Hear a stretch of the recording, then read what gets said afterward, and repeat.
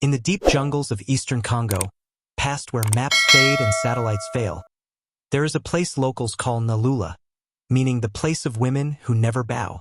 It was here, far from the world's gaze, that Africa's most secret female military unit was born, not out of politics or fame, but from pain, fire, and survival.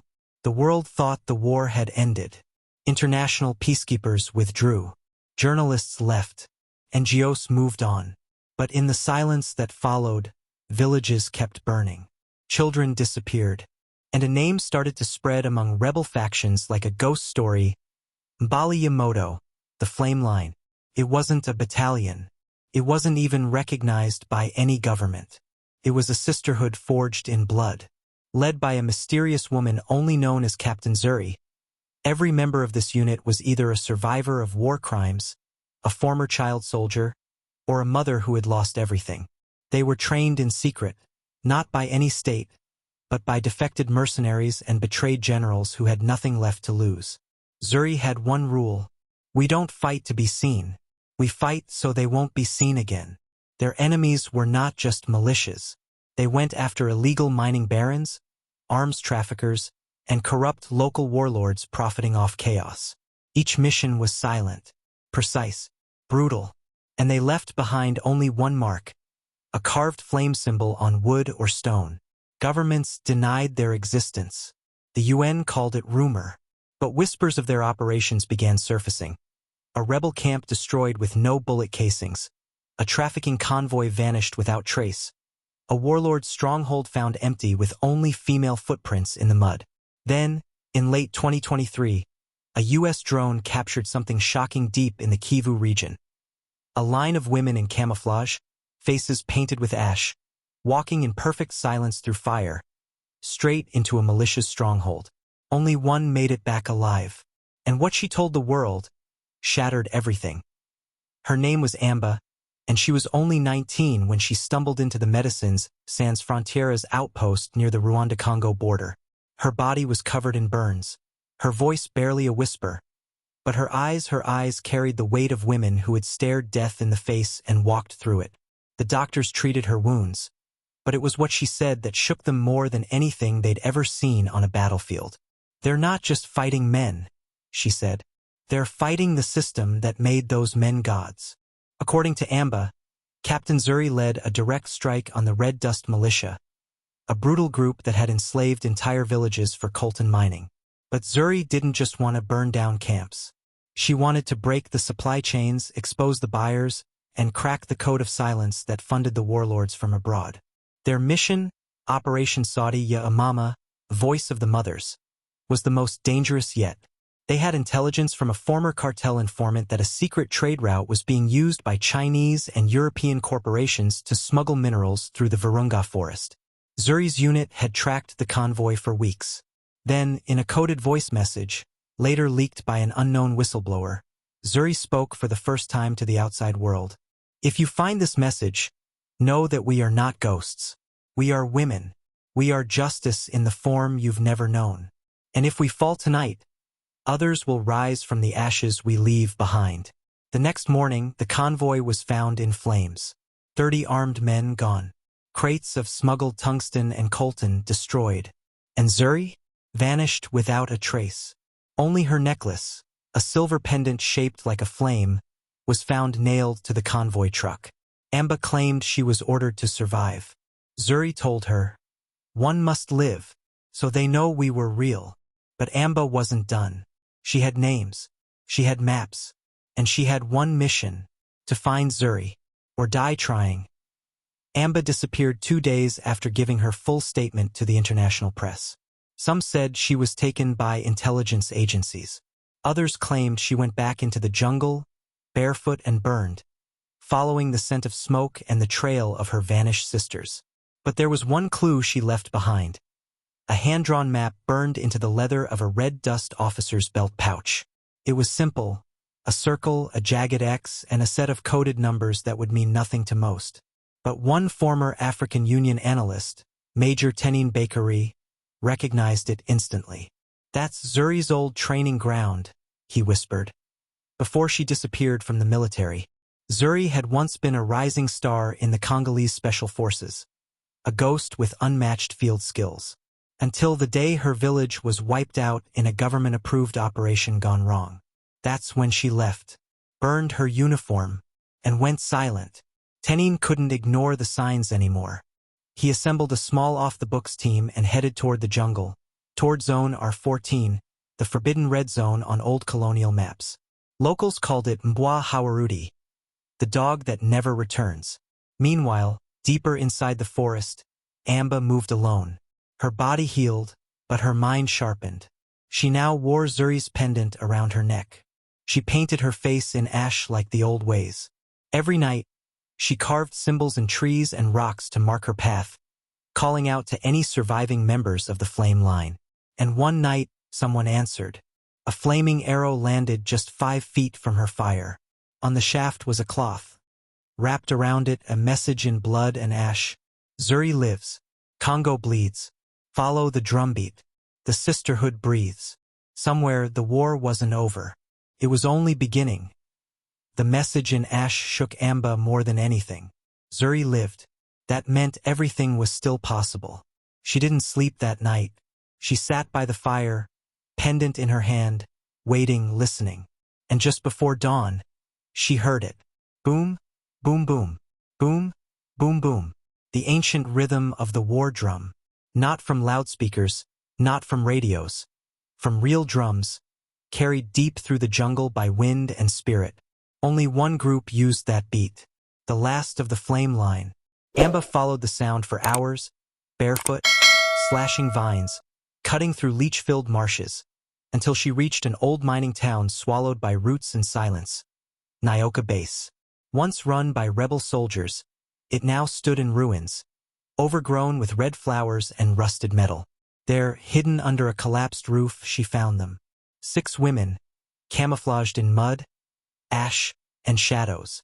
One of them, a tall, dark-skinned woman with gray braids and a scar across her cheek, stepped forward. "You've returned," she said quietly. Amba fell to her knees. "Zuri?" The woman shook her head. "No, I'm Sergeant Nia. Zuri is gone. Taken by the Vultures." The Vultures, a private military company from Europe, ex-special forces turned mercenaries, hired to protect illegal mineral routes. They were the only group ruthless enough to trap Zuri. "They hunt us now," Nia whispered. "They want the last of the flame line dead, so their secrets stay buried." But Amba stood up. Her eyes didn't waver. "Then we hunt them first." Nia stared at her, silent. Then she smiled, just a little. That night, the old war drums returned in full. Women from distant parts of the jungle began to gather. Scarred, silent, but ready.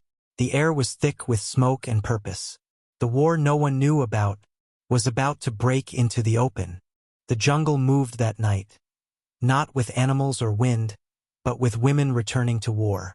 From swamps, hills, and broken towns they came in ones and twos. Old veterans, young survivors, silent eyes and steady hands. Some carried homemade rifles. Others carried nothing but machetes and memories. They all answered the same call. Zuri's flame still burns. Sergeant Nia led them in a ritual before the attack. They smeared their faces with red clay. They tied black cloth around their arms. And then, one by one, they stepped forward to press their hand to a stone slab, Zuri's old combat code. "Do not cry. Do not run. Do not leave sisters behind." The mission was clear. Intercept the Vultures' weapons convoy moving across the Ugandan border. A steel monster protected by drones, armored trucks, and mercenaries in full gear. But the flame line didn't fight like soldiers. They fought like ghosts. They attacked at dusk, when the river mist was thick and the jungle was loud with crickets. The convoy never saw it coming. A flaming trap of thorns exploded under the first vehicle. The jungle lit up, not with bullets, but with fire, arrows, and screams. Women dropped from trees. Spears flew like thunder. Drones crashed from hacked signals. The Vultures tried to regroup, but they didn't understand one thing. The flame line didn't aim to win ground. They aimed to cut the head. Amba found him, the convoy leader, crawling with a wounded leg, radio in hand, begging for extraction. She pressed her foot on his chest. "Where's Zuri?" she asked. He laughed through blood. "Already sold. You're too late." Amba didn't flinch. "We're never too late." Then she raised her blade. By dawn, the convoy was ash and wreckage. The border was quiet, but the message was loud. The flame line was back. And now, the world would have to choose: pretend they don't exist, or face what they've become. 3 days after the ambush, the skies over Mbega province turned gray. Military satellites picked up movement near an abandoned prison complex once used during the colonial era, now taken over by the vultures.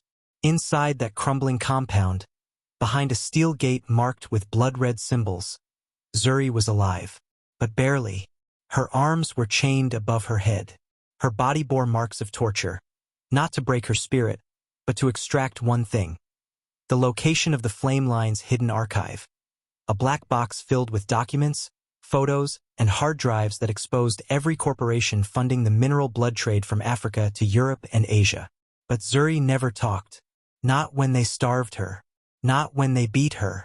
Not even when they brought in a young girl and said, "This one will take your place." Zuri simply stared at them and whispered, "She is already stronger than you." Meanwhile, Amba, Nia, and the reborn flame line had gone underground. The success at the border had put every agency, militia, and mercenary group on high alert.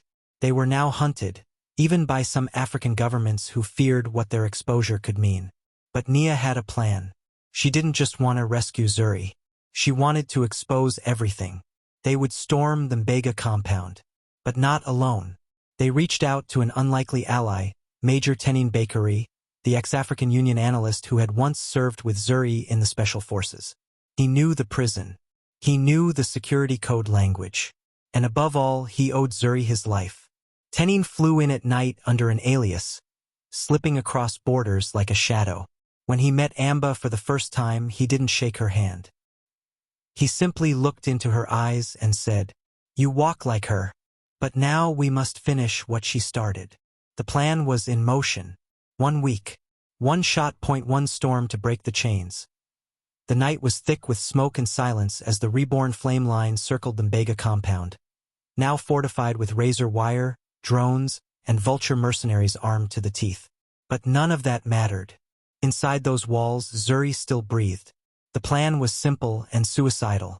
Tenin Bakery would infiltrate first, disguised as a mercenary commander delivering reinforcements. At the same time, Amba and a small strike team would breach the west gate using old mining tunnels discovered by locals. Nia would lead the main assault at the front, drawing fire and chaos. At exactly 2:13 a.m., the jungle came alive. A thunderclap exploded across the sky. A signal. Nia's squad surged from the tree line, hurling smoke bombs, fire arrows, and thundercrackers that mimicked explosions. Gunfire lit the compound like lightning. The vultures panicked. Some ran, others shot blindly into the mist. But under the chaos, Tenin moved like a ghost through the halls, keycard in hand, heading straight for the holding cells. Every turn he took, he remembered her voice from years ago. "If I ever fall into the hands of men like them, don't pity me. Just finish the mission." He found her, weak, bloodied, but standing. "Tenin," Zuri rasped. "Took you long enough." He grinned. "You still owe me a drink." As he broke her chains, the wall behind them cracked with fire. Amba had arrived, covered in ash and blood, machete in hand. She froze for a moment, seeing her idol in the flesh. Not a legend, but a living woman. Zuri looked her dead in the eye. "You brought the fire," she said. Amba nodded. "And we're not leaving without you." Outside, the battle raged, but it was turning. The mercenaries, trained for war but not for purpose, were falling back. The flame line, driven by pain, memory, and justice, were relentless. By dawn, Mbega fell. And when the sun rose, international drones caught a sight they could no longer deny. Dozens of women in formation standing in the courtyard. Zuri in front, Amba by her side. Behind them, crates of documents, laptops, and files, All the evidence of corporate exploitation, war crimes, and the real reason why war never left their land. That same week, the files were leaked to the world. News channels gasped. CEOs resigned. European embassies scrambled. Africa stirred. But Zuri had no interest in interviews. No press tours. No medals. She simply turned to her sisters and said, "The world now knows we exist. So let them fear us. Let them remember. We do not fight for fame. We fight so that no other girl will have to pick up a gun just to survive." And with that, the women melted back into the jungle, flames painted on their faces. The war no one knew about was over. But the revolution of forgotten women had just begun.